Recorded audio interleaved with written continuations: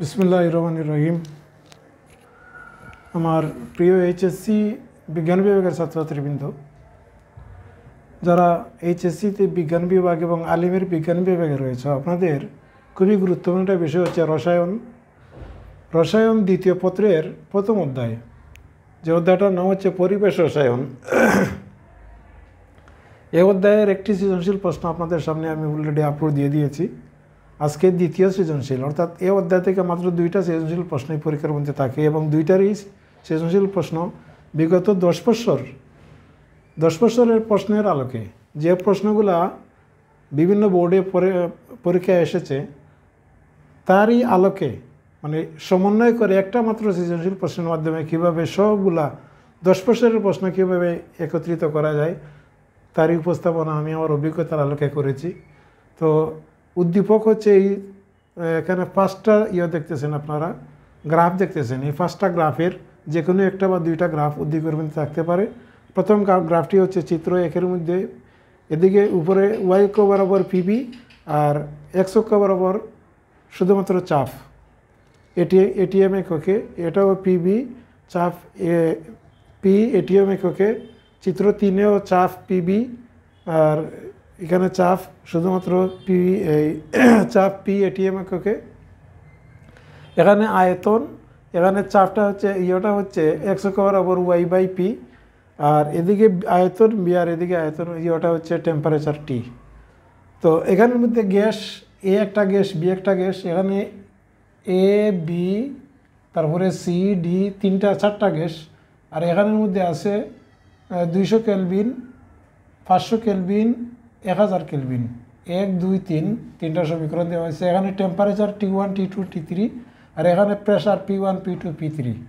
তো এই ছিল আপনাদের উদ্দীপক। এই 5টা গ্রাফের যে কোনো 2টা বা একটা গ্রাফ আসতে পারে পরীক্ষার মধ্যে, এর বাইরে ইনশাল্লাহর কোনো গ্রাফ নেই। আমি বিগত 10 বছরের প্রশ্নের আলোকে এই সৃজনশীলটা প্রণয়ন করেছি। তো এই প্রশ্নগুলো কিন্তু শেষ নয়।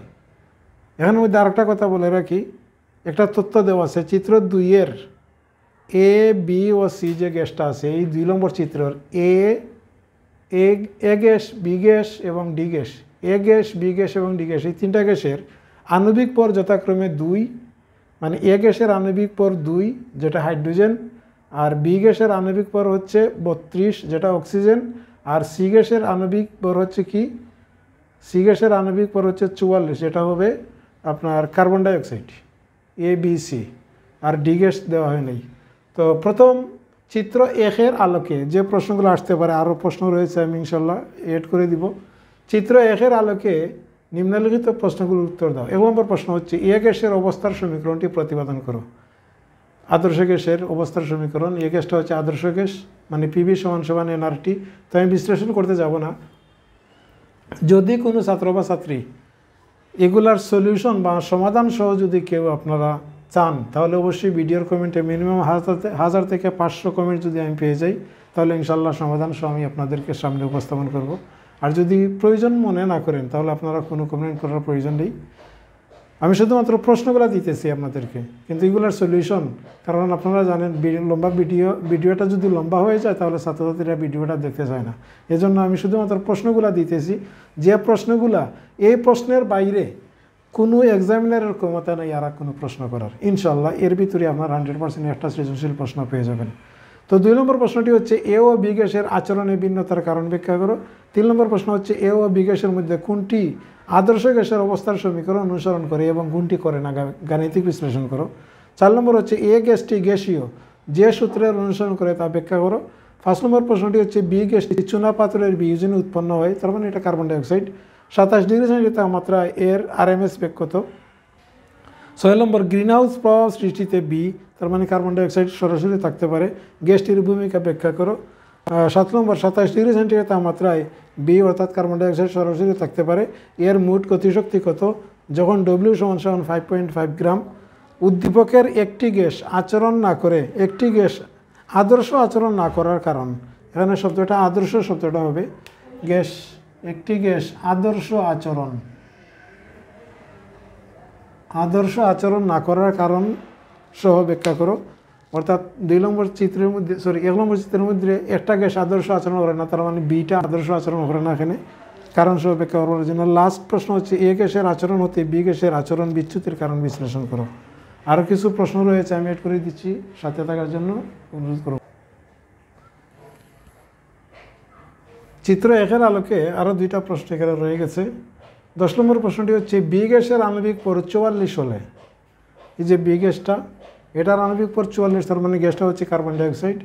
25 ডিগ্রি সেন্টিগ্রেড তাপমাত্রায় গ্যাসটির বর্গমূল গড় বর্গব্যাগ কত? 11 নম্বর প্রশ্নটি হচ্ছে উদ্দীপকের বি গ্যাসটি কোন শর্তে এ গ্যাসকে মেনে চলবে, অর্থাৎ আদর্শ আচরণ করবে, ব্যাখ্যা করো। আর লাস্ট প্রশ্নটি হচ্ছে বি গ্যাসের বাষ্প ঘনত্ব 16 হলে 25 ডিগ্রি সেন্টিগ্রেড তাপমাত্রায় গ্যাসটির গতিশক্তি কত হবে? এই ছিল প্রথম উদ্দীপকের, মানে প্রথম চিত্রের সাহায্যে 12টা প্রশ্ন। আর 2 নম্বর উদ্দীপকের বা গ্রাফের সাহায্যে 5টা প্রশ্ন আছে। 5টা প্রশ্ন হচ্ছে 2-এর আলোকে নিম্নলিখিত প্রশ্নগুলোর উত্তর দাও। 1 নম্বর ডি গ্যাসের সাথে এ গ্যাসের পার্থক্য। ডি গ্যাস আদর্শ গ্যাস আর এ গ্যাস হচ্ছে বাস্তব গ্যাস, এটার পার্থক্য করার জন্য বলা হয়েছে। আর চাপ বৃদ্ধির সাথে বি ও সি গ্যাসের মতো এ গ্যাসের পিবি এর মান হ্রাস পাবে কি, প্রমাণ দাও। 3 নম্বর এ গ্যাসটি কোন শর্তে ডি গ্যাসের মতো হয়, ব্যাখ্যা করো। 4 নম্বর এ ও বি গ্যাসদের মধ্যে কোনটি সহজে তরল করা সম্ভব, ব্যাখ্যা করো। 5 নম্বর এ বি ও ডি গ্যাসের সংকোচনশীলতা গুণাঙ্ক জেড এর, মানে সংকোচনশীলতা গুণাঙ্ক, এটাকে জেড দ্বারা প্রকাশ করা হয়, এর মানের ভিন্নতার কারণ বিশ্লেষণ করো। এর উপর আমরা দেখব 3, 4, 5 এই 3টা চিত্রের সাহায্যে প্রশ্ন কি আসতে পারে। লাস্ট হচ্ছে চিত্র 1, 2, 3, 4, 5 5টা প্রশ্নের সমন্বয়ে উত্তর প্রশ্ন দিতে পারে। চিত্র 3-এ প্রদত্ত গ্যাসের তাপমাত্রা, চিত্র 3 এটা আপনারা একটাই গ্যাস এখানের মধ্যে আছে, তাপমাত্রা 200 কেলভিন, 500 কেলভিন, 1000 কেলভিন। যদি চিত্র 1-এ প্রদত্ত গ্যাসের তাপমাত্রা ক্রমান্বয়ে বাড়ানো হয় 1 নং রেখার মতো, 1 নং রেখা বলতে রেখাটা হচ্ছে এটা আদর্শ গ্যাস, 1 নং রেখার মতো আচরণ করে, এটা ব্যাখ্যা করো। আর চিত্র 5 চিত্রটি যে গ্যাসকে সমর্থন করে, 5 হচ্ছে এইটা, মানে এদিকে চাপ দেওয়া হয়েছে, যে গ্যাসকে সমর্থন করে তা ব্যাখ্যা করো। আর চিত্র 1, 2, 3 যে কোনো একটা দিতে পারে, চিত্র 1 অথবা 2 অথবা 3 দিয়ে দিতে পারে। দেখাও যে বাস্তব গ্যাস এভাবে কার্বন ডাইঅক্সাইড থাকতে পারে, হাইড্রোজেন, এগুলা সবগুলা বাস্তব গ্যাস, অক্সিজেন ইত্যাদি আদর্শ আচরণ হতে বিচ্যুতি দেখায়, ব্যাখ্যা করো।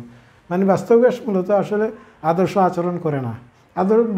ইয়েটা হচ্ছে আদর্শ গ্যাস হচ্ছে আসলে বিজ্ঞানীদের একটা কল্পনা মাত্র, আদর্শ গ্যাস বলতে কোনো গ্যাস নাই, সবগুলাই বাস্তব গ্যাস।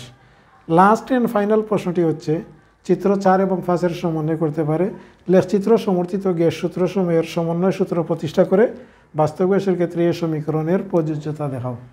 তো এই ছিল পরিবেশ রসায়নের 2টা মাত্র সৃজনশীল, এবং এই 2টা সৃজনশীলই আপনাদের বোর্ডে, আপনি বাংলাদেশের যে কোনো বোর্ডে আসেন না কেন, থাকেন না কেন, এই 2টা প্রশ্নই আপনারা ইনশাল্লাহ কমন পড়বে।